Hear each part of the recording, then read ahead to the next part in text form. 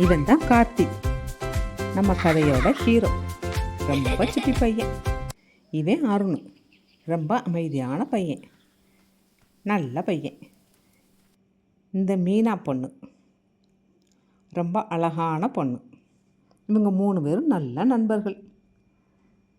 ஒரு நாள் 3 பேரும் சேர்ந்து விளையாடிக்கிட்டு இருந்திருக்காங்க. இன்று என்னோட மனசு ரொம்ப சந்தோஷமா இருக்கு. ஏதாவது புதுசா நடக்க போகுது போல. விளையாடலாம் வாங்க.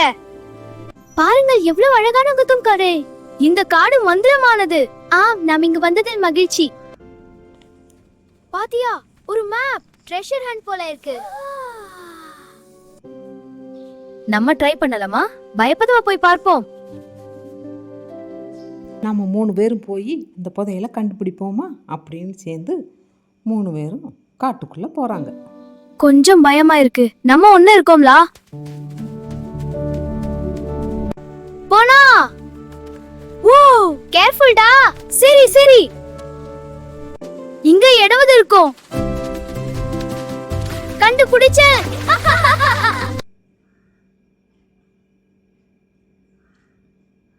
அந்த மேப்பில் இருந்த க்ளூ படி மறுபடியும் புதையலை தேடி காட்டுக்குள்ளே போகிறாங்களாம்.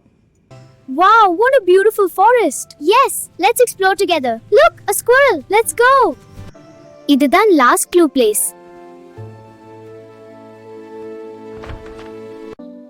கொஞ்சம் பயமா இருக்கு. நம்ம ஒண்ணு இருக்கோம்லா. பயப்படாமல் வாங்க அப்படின்னு சொல்லிக்கிட்டே வாங்கலாம். அடுத்த குழுவை தேடி நாம் போகலாம்.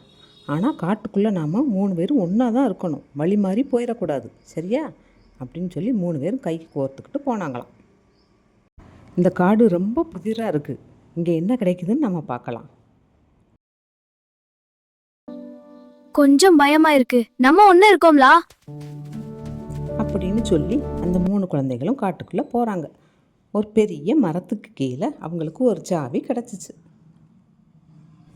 அதோ புதையல் பெட்டி, வாங்க அங்கே என்ன இருக்குன்னு பார்க்கலாம். ஒரு வழியாக நாம் புதையலை கண்டுபிடிச்சிட்டோம் அப்படின்னு சொல்லி பெட்டியை திறந்து பார்த்த உடனே குழந்தைகளுக்கெல்லாம் ஒரே ஆச்சரியம். இதுதான் உண்மையான புதையல் அப்படின்னு. இதுதான் உண்மையான புதையல். ஆமா, இவ்ளோ அருமையா இருக்கு. அடுத்தது என்ன கதை? இந்த புத்தகத்துல பார்க்கலாம். அந்த பெட்டிக்குள்ள நிறைய புத்தகங்களும் நல்ல நல்ல விதைகளுமா இருந்துச்சு. நட்பு இருந்தா எதையும் சாதிக்கலாம். அறிவுதான் நம்ம உயர்த்தும். முயற்சி செய்தால் வெற்றி நிச்சயம். அந்த விதைகளை எல்லாம் தோட்டத்தில் ஊனி வச்சுட்டு குழந்தைகள்லாம் விளையாட ஆரம்பிச்சிட்டாங்களாம்.